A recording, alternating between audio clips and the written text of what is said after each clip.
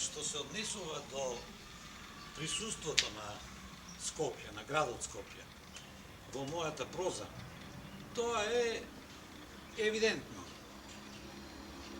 Било да станува збор за покусите форми, за расказите, било за подолгата проза во новелите, секаде амбиентот на градот е присутен,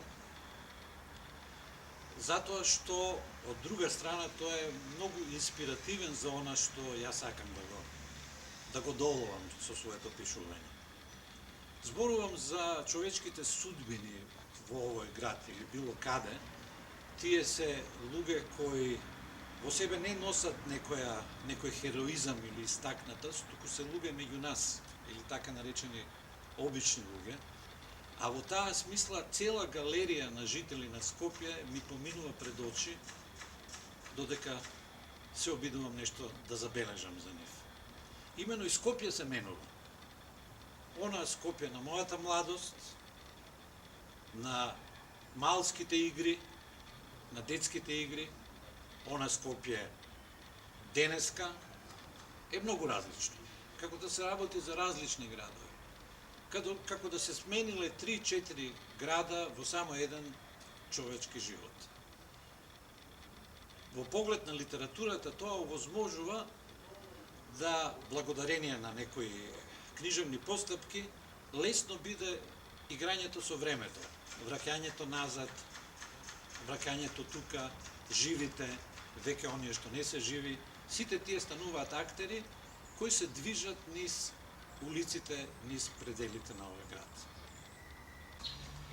Во продлабочувањето на наративното течение на прозата, епизодите од човечкиот живот е пожелно кога можат да во себе ги прифатат и епизодите на општиот живот на градот, односно атмосферата.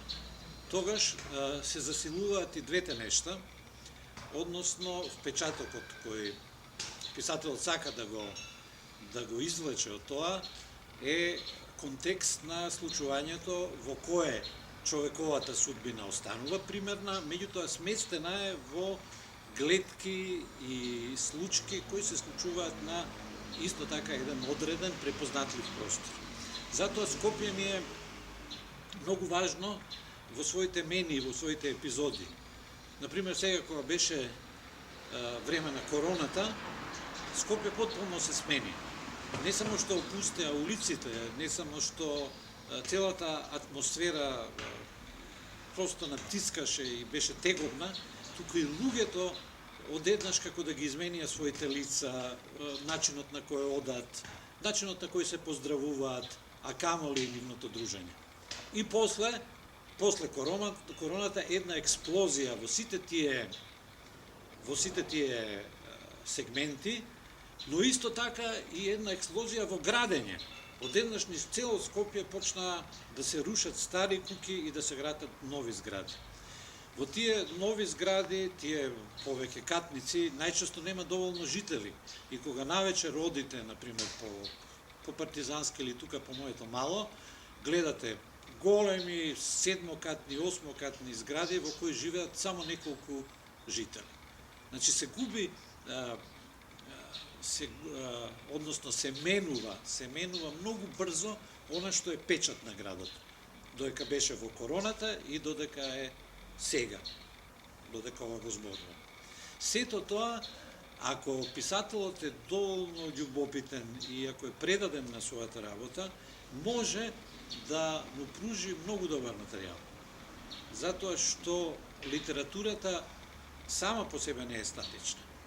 Таа бара движење, таа дури кога е највнатрешна, всушност кажува нешто и натаму и натаму. И во таа смисла доживувањата во овој град, во Скопје, ми помагаат често да полесно доловам една атмосфера во приватниот личен живот на своите ликови.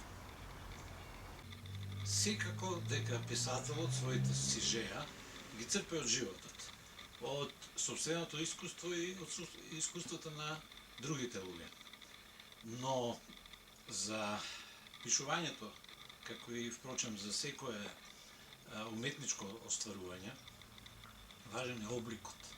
Важно е како тој материјал ќе прострои во една книжевна привлечна форма.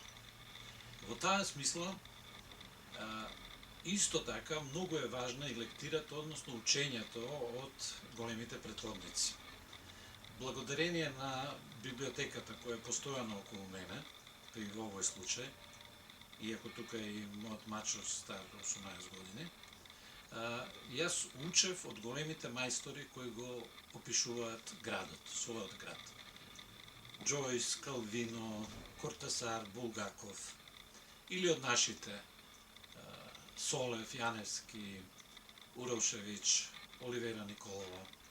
Сите тие големи зналци на пишаниот збор, на некој начин со читањето и со вовлекувањето во нивните светови, те охрабруваат и ти дават потик за она што ти самиот го пишуваш. Сметам дека и градот во литературата доживува своевидна, би рекол, преобразба или уште поубаво, тој станува еден од равноправните ликови во таа проза и доловувајќи ја неговата особеност, различност, менливост, многу е важно да го усовршуваме и својот занает. Имено, пишувањето во себе носи, или опишувањето или користењето на градот, носи нормално еден неопходен квалитет да се наблюдува. Еден неопходен квалитет да се забележува таа негова разноликост. Но исто така важно е, ако не и поважно, како сето тоа ќе застане, например, во 5, 10, 30, 50 страници или 100 страници, тоа е најдолгата проза која јас сум успел да ја напишам. Во таа смисла, лектирата, читањето, соодносот не само со литературата, туку со филмот, затоа што филмот може да ви донесе такви убедливи слики и агли и кадри и монтажирање на филмот, како што постои монтажа на текстот, кој потоа може да ви користат и во она што вие го пишувате.